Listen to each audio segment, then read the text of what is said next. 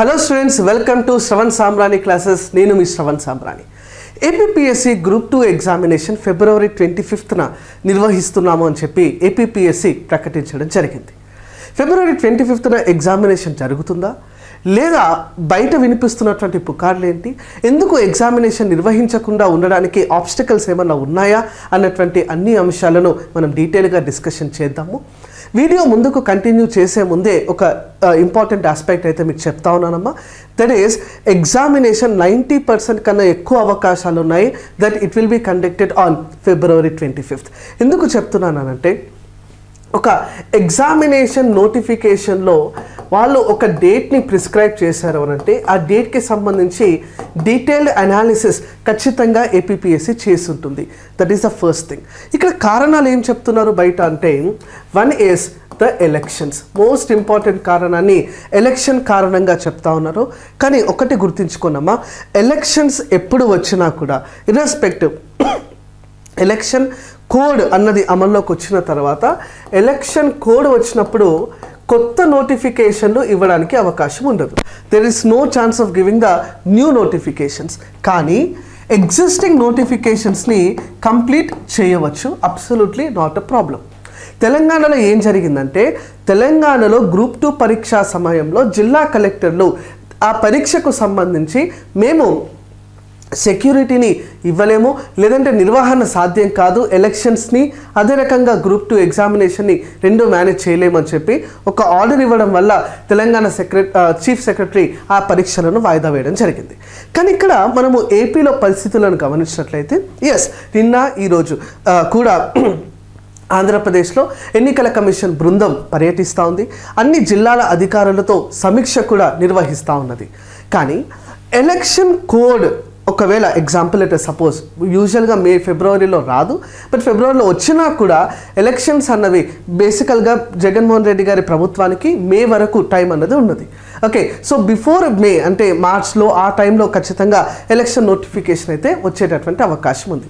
If at all ఫిబ్రవరిలో వచ్చినా కూడా అది కాన్స్టిట్యూషనలీ ఎక్కడ కూడా ఇబ్బంది లేదు. There is no legal obligation to conduct the group 2 examination. That is first thing.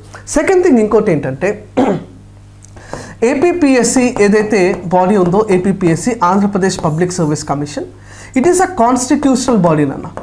Constitutional body అంటే ఉన్నటువంటి ముఖ్యమంత్రి భవిష్యత్తులో కొత్త ముఖ్యమంత్రి లేదా ఇదే ముఖ్యమంత్రి కొనసాగిన APPSC చైర్మన్ ఎక్కడ కూడా రిజైన్ చేయాల్సినటువంటి అవసరం లేదు. APPSC అలాగే కంటిన్యూ అవుతుంది. వాళ్ళకు ఒక కాన్స్టిట్యూషనల్ బాడీ కాబట్టి they will be having a fixed tenure.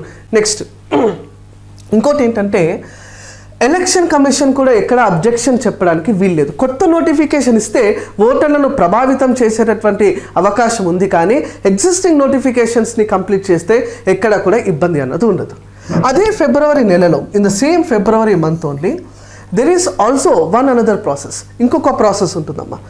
ఫిబ్రవరి నెలలో యూనియన్ బడ్జెట్ కూడా ప్రవేశపెట్టాలి, అంటే కేంద్ర బడ్జెట్ అంటాము. స్టేట్ బడ్జెట్ని కూడా ఆంధ్రప్రదేశ్లో ప్రవేశపెట్టాలి. ఎందుకంటే మే వరకు ఏదైతే కొత్త ప్రభుత్వం ఏర్పడుతుందో, కొత్త ప్రభుత్వం ఏర్పడే నాటికి ఉన్నటువంటి ఫిబ్రవరి కావచ్చు, మార్చి కావచ్చు, ఏప్రిల్ కావచ్చు, ఈ 3 నెలల ఎక్స్పెన్సెస్ అన్నవి ఖచ్చితంగా నిర్వహించాలి. ఎందుకంటే ద ఫైనాన్షియల్ ఇయర్, ఆర్థిక సంవత్సరం అన్నది April 1 నుండే ప్రారంభమవుతుంది.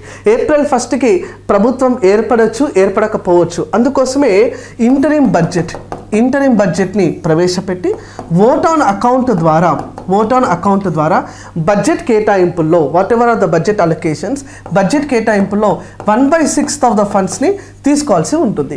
సో ఆ ఓట్ ఆన్ అకౌంట్ ప్రాసెస్ కూడా చేయాలి. కాబట్టి February 1న కేంద్ర ప్రభుత్వం బడ్జెట్ పెడితే యూజువల్గా స్టేట్ గవర్నమెంట్ అనేది February 15th, February 20 ఈ టైంలో ఈ ఓట్ ఆన్ అకౌంట్ బడ్జెట్ అనేది ప్రవేశపెడుతుంది. సో ఎలక్షన్ కోడ్ వస్తే బడ్జెట్ ప్రవేశపెట్టడానికి అవకాశం ఉండదు. సో బేసికల్గా షెడ్యూల్కి ఎలక్షన్ కోడ్కి ఒక గ్యాప్ ఉంటుంది, ఎలక్షన్ కోడ్కి ఎలక్షన్స్కి ఒక గ్యాప్ అన్నది ఇవ్వడం జరుగుతుంది. మేబీ February 20 లేదంటే February ఎండింగ్ కల్లా ఎలక్షన్ షెడ్యూల్ రావచ్చు, కానీ ఎలక్షన్ కోడ్ అన్నది అప్పుడే వచ్చేటటువంటి అవకాశం అయితే లేదమ్మా. సో February 25కి టైం చాలా టైం అన్నది ఏపీపీఎస్సికి ఒక గుడ్ అమౌంట్ ఆఫ్ టైం ఉంది.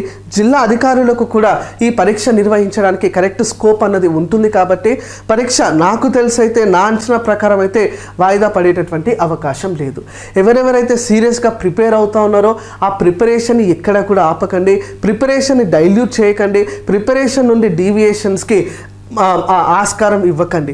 ఎందుకు చెప్తున్నానంటే పరీక్ష ఏపీపీఎస్సి యొక్క ట్రాక్ రికార్డ్ మీరు గమనించినట్లయితే ఏపీపీఎస్సి ఎప్పుడు కూడా రీషెడ్యూల్ చేసినటువంటి దాఖలాలు చాలా తక్కువగా ఉన్నాయమ్మా. ఎగ్జామినేషన్ని అనౌన్స్ చేసి ఆ పరీక్షను రీషెడ్యూల్ చేయడం అన్నది there are very minimal chances. And ఇంకొంతమంది ఏం చెప్తున్నారంటే ఎగ్జామ్ ఏమో జరుగుతుంది, రిజల్ట్ అయితే రాదు అని చెప్తా ఉన్నారు. సో ఏపీపీఎస్సి తన పని తను చేసుకుంటూ పోతుంది, అది మనకు సంబంధం లేదు. కానీ ఫిబ్రవరి 25న పరీక్ష జరుగుతుంది. ఆ పరీక్షలో అందరూ కూడా హాజరవుతారు. రిజల్ట్ ఎప్పుడు వస్తుంది అన్నది that is all together APPSC job.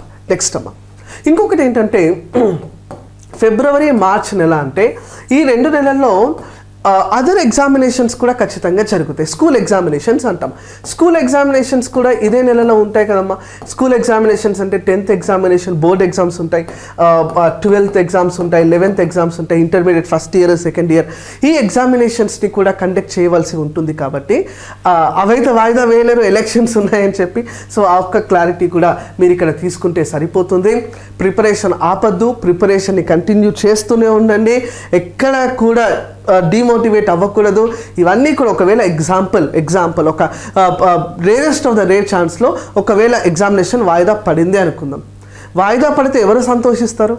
నిజంగా ప్రిపేర్ అయిన వాళ్ళు, నిజంగా సబ్జెక్ట్ గురించి ఆలోచన చేసిన వాళ్ళు. ఒక 70% సిలబస్ కవర్ అయిందే, అరే ఫిబ్రవరి 25న ఎగ్జామినేషన్ నిర్వహించకపోతే నాకు ఇంకొక 15 రోజుల టైం వస్తే, ఇంకొక నెల రోజుల టైం వస్తే నేను 100% సిలబస్ని కవర్ చేసేవాడిని అని ఎవరైతే అనుకుంటారో వాళ్ళకే అడ్వాంటేజ్. ఓకే, సో కొత్తగా ప్రిపేర్ అవుతున్నటువంటి అభ్యర్థులందరూ కూడా ఈ పుకార్లు ఏవైతే ఉన్నాయో అవన్నీ కూడా పట్టించుకోకుండా ప్రిపరేషన్ని యాజ్ ఇట్ ఈస్ స్టే ట్యూన్డ్గా పెట్టి ఎగ్జామినేషన్ ఫైర్ అన్నది ఎక్కడ కూడా పోకోకుండా చూసుకోండి. సో ఇలాంటి మరిన్ని వీడియోస్ కోసం తప్పకుండా చూస్తున్నానండి శ్రవణ్ సామ్రాణి క్లాసెస్. రెగ్యులర్ అప్డేట్స్ కోసం టెలిగ్రామ్ ఛానల్లో జాయిన్ అవ్వడం మాత్రం మర్చిపోకండి. Thank you. జై హింద్.